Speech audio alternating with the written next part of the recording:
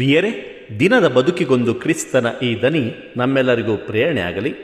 ಪೂಜಾ ವಿಧಿಯ ಸಾಧಾರಣ ಕಾಲದ 7ನೇ ವಾರ, ಫೆಬ್ರವರಿ 24, 2025, ಸೋಮವಾರ.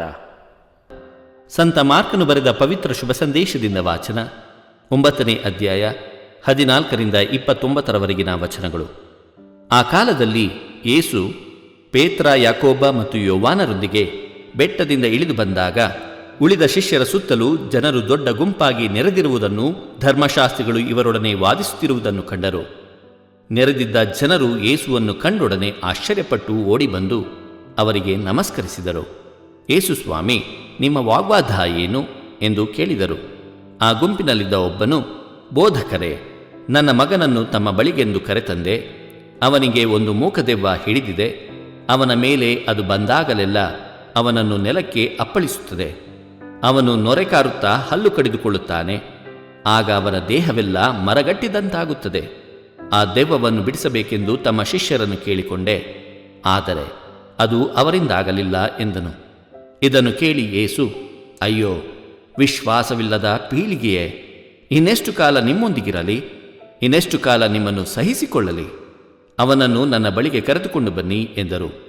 ಆಗ ಆ ಹುಡುಗನನ್ನು ಯೇಸುವಿನ ಬಳಿಗೆ ಕರೆತಂದರು.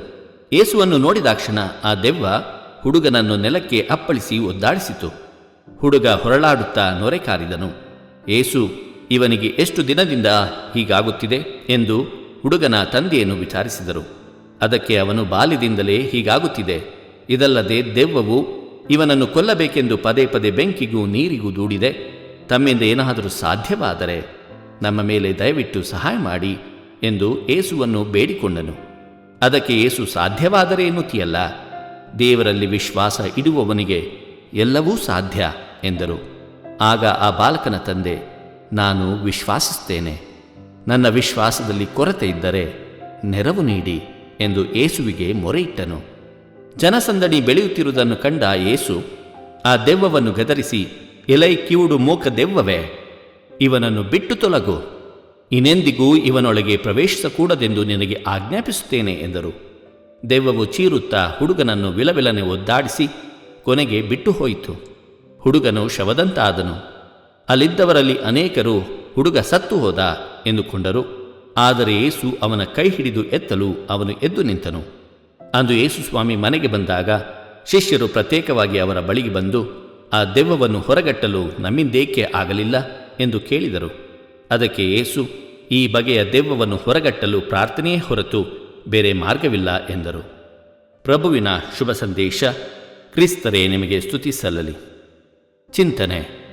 ನಮ್ಮ ವಿಶ್ವಾಸದಲ್ಲಿ ದೃಢವಾಗಿ ಪ್ರಾರ್ಥನೆಯ ಮೂಲಕ ಎಲ್ಲವನ್ನು ಸಾಧಿಸಲು ಶಕ್ತಿಯನ್ನು ಪಡೆಯೋಣ.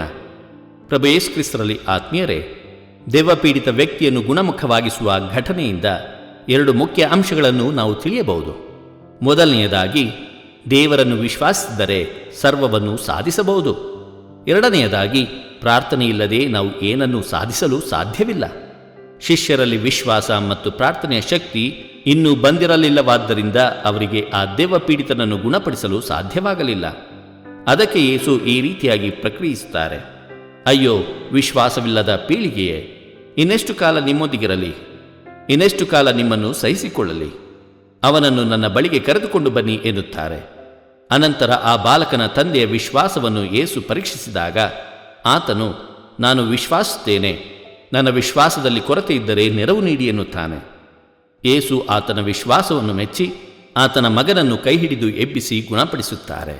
ಯೇಸು ಆ ಬಾಲಕನ ತಂದೆಗೆ ಇರುವ ವಿಶ್ವಾಸವು ಶಿಷ್ಯರಿಗೆ ಇಲ್ಲದಿರುವುದನ್ನು ಕಂಡು ಬಹಳ ವ್ಯಥೆಪಟ್ಟರು. ಶಿಷ್ಯರು ಸದಾ ಯೇಸುವಿನೊಂದಿಗಿದ್ದು ಅವರ ಪ್ರಾರ್ಥನೆಯ ಬದುಕಿನ ಅನುಭವ ಹೊಂದಿದ್ದರೂ ಸಹ ಪ್ರಾರ್ಥನೆಯಲ್ಲಿ ಬೆಳೆದಿರಲಿಲ್ಲ. ಆದ್ದರಿಂದಲೇ ಯೇಸು ಏನನ್ನಾದರೂ ಸಾಧಿಸಲು ಪ್ರಾರ್ಥನೆ ಬಹಳ ಮುಖ್ಯ ಎಂದು ಒತ್ತಿ ಹೇಳುತ್ತಿದ್ದಾರೆ. ನಮ್ಮ ವಿಶ್ವಾಸದಲ್ಲಿ ದೃಢವಾಗಿ ಪ್ರಾರ್ಥನೆಯ ಮೂಲಕ ಎಲ್ಲವನ್ನು ಸಾಧಿಸಲು ಶಕ್ತಿಯನ್ನು ಆ ಪ್ರಭುವಿನಿಂದ ಪಡೆಯೋಣ. ಇದು ದನಿ ಮಾಧ್ಯಮ ಮನೆಯ ಕೊಡುಗೆ. ಧ್ವನಿ ವಂದನೆಯ ಸ್ವಾಮಿ ಶಾಂತಕುಮಾರ್ ಜೆ, ಬೆಂಗಳೂರು ಮಹಾಧರ್ಮಕ್ಷೇತ್ರ. ಪ್ರಿಯರೇ, ಈ ಚಾನೆಲ್ ಅನ್ನು ಸಬ್ಸ್ಕ್ರೈಬ್ ಮಾಡಿ ಪ್ರತಿದಿನ ದೇವರ ವಾಕ್ಯವನ್ನು ಆಲಿಸುತ್ತಾ ಅದನ್ನು ಇತರರೊಂದಿಗೆ ಹಂಚಿಕೊಳ್ಳಲು ನಮಗೆ ನೆರವಾಗಿರಿ. ಧನ್ಯವಾದಗಳು.